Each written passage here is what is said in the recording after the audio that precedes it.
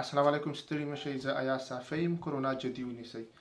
بعضو ملګرو دوستانو میسیجونه کړي دي او غوښتنه یې کړله چې د خېټې د راکموالي بعضې حرکتونه باندې ویډیو جوړه کړم. نو دا ویډیو مې د خېټې د کموالي د حرکتونو لپاره جوړه کړې ده او لږی جوړوي له خیر سره. نو دا به هم په اول کې ویم چې د خېټې د کموالي لپاره دا حرکتونه بس نه دی. تاسو باید چې غواړئ وزن مو راکم شي، خېټه مو راکم شي، هغې لپاره لازمي ده چې موږ تاسو خپل خواړه کنټرول کړو. څومره خوراک موږ کوو په ورځ کې، څومره ناسته کوو او څومره فزیکي حرکتونه کوو. خېټې د راکموالي لپاره دا هم ضرور دی چې موږ تاسو قدم ډېر وخو او یا لږ منډه ورسره هم وکړو او نور بعضې فزیکي حرکتونو ته دوام ورکړو.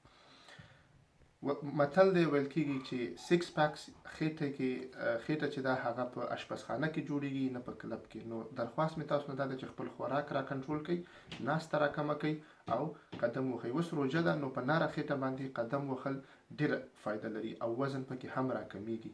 نو بعضې حرکتونه به زه تاسو ته په دې ویډیو کې دروښیم چې تاسو یې کولی شئ. اول حرکت مې داسې دی چې موږ تاسو کینو، صحیح ده، چې کینو پریوزو، خپې سیده واچولی شو او راټولولی هم شو. لاسونه په زنګانه باندې خو ایږدو، سر هم په ځمکه ایږدو، یا لاسونه کولی شو چې خپل سټ کې هم کیدو خو په قلاره سره 10 دقیقې یا 15 دقیقې موږ راوچتېږو.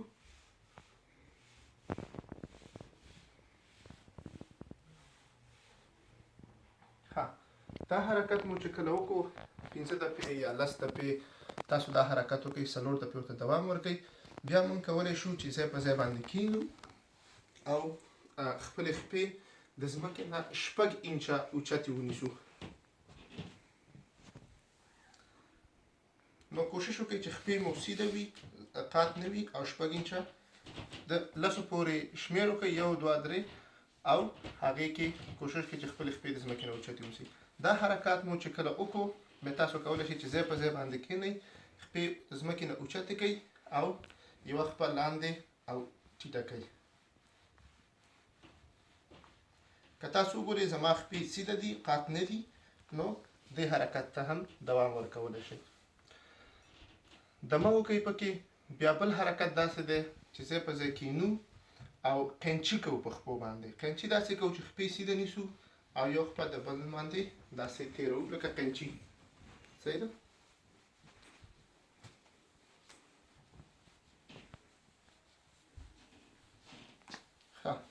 دا حرکات مو چې کله وکړو دمه په هر یو حرکت کې اخلئ. 15 کولی شئ، 10 کولی شئ، 12 کولی شئ. همیشه سخت دی چې لومړی قدمونو کې شروعات وکړو. نو چې کله هم شروع کوله په قلاره یې وکړئ. بیا موږ تاسو کولی شو چې ځای په ځای باندې سملو او خپې سیده ونیسو، صحیح ده.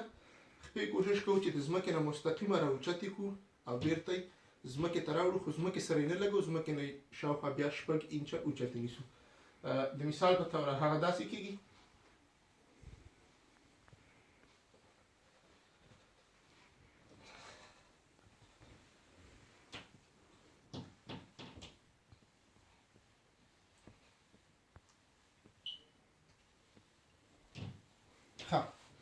دا حرکتونه مو چې وکړل، بعضې چاته کېدای شي سخت وي چې اول دپه باندې داسې حرکتونه کوي. نو هغه حرکت تاسو د خېټې وکړئ کوم چې تاسو ته اسانه وي په دې حرکتونو کې، صحیح ده. په قلاره سره موږ داسې هم کولی شو چې بیا ځای په ځای پرېوتلی شو، صحیح ده. چې چاته ډېر سخت دی چې راپاڅېږي داسې، نو تاسو کولی شئ چې سټ کې خپل لاس کېږدئ، په قلاره سره دومره هم راوچت شئ.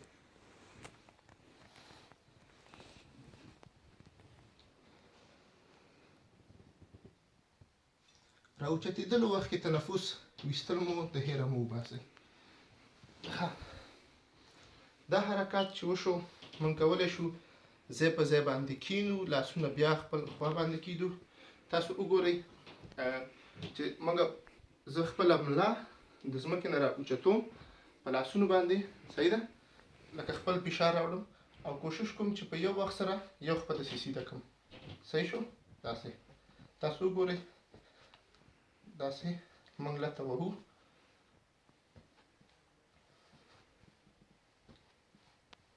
که چېرته دا اسانه وي لته وهو، کوشش کوو چې بیرته راوړو، بیا لته وهو، بیا لته وهو، کوشش کوو چې راوړو لته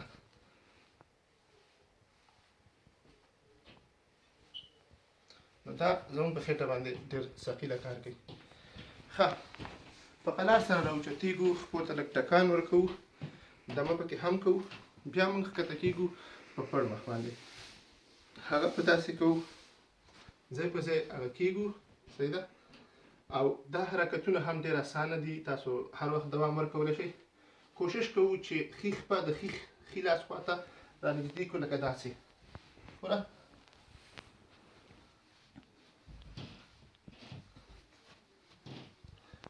که دا اسانه وي نو بیا کوشش وکړئ چې ښي خوا د چپ لاس طرف ته راوړئ، چپه خوا د ښي لاس، لکه داسې.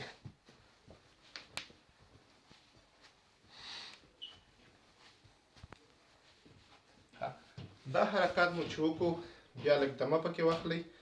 بیا کولی شئ چې تاسو په همدغې سیم پوزیشن کې بیا اوسېږئ. که کولی شئ خپې مو سیده ونیسئ، خپې دلته راوړئ، بېرته شاته ټوپ ووهئ.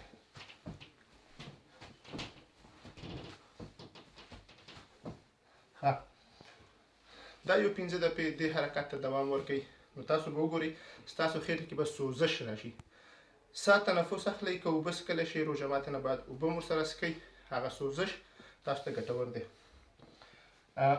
بل حرکات داسې دی، لږ سخت دی خو هغه خلک ترې استفاده کولی شي ډېره چې کوم مخکې نه ورزش کوي یا حرکتونه کوي. هغه داسې دی چې ځای په ځای باندې ودرېږو لکه سینه کسي پوزیشن باندې، خپل زنګون راوړو، لاس ته یې ورسره لګوو، بیا یې څنګل سره لګوو، بیا یې لاس سره لګوو، بیا یې بېرته شاته وړو. تاسو وګورئ دلته دلته بیا لاندې بیا یې وړو.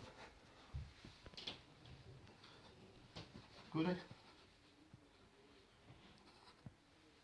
نو دا حرکت ستاسو په تشو باندې او په خېټه باندې ډېر کار کوي. یو بل حرکت دی چې هغه پلنک ورته ویل کېږي چې ډېر ضرور دی. پلنک تاسو کولی شئ که نور یو حرکات هم نشئ کولی، پلنک مو د هیره ونه ځي. پلنک هغه حرکات دی چې په ټول وجود باندې کار کوي او اسانه طریقه یې څه ده، تاسو کولی شئ چې هر لمونځ نه بعد وروسته 1 دقیقې لپاره دا وکړئ. په ورځ کې 15 دقیقې، هر لمونځ نه بعد 1 دقیقې لپاره. شروع د 20 ثانیو نه وکړئ، 10 ثانیو نه وکړئ، څومره چې تاسو سره د فټنس طاقت وي. پلنک داسې کېږي، لاسونه په ځمکه ایږدو، خپې هغه کوو او د ځمکې نه په مستقیمه ټول ځان اوچتوو.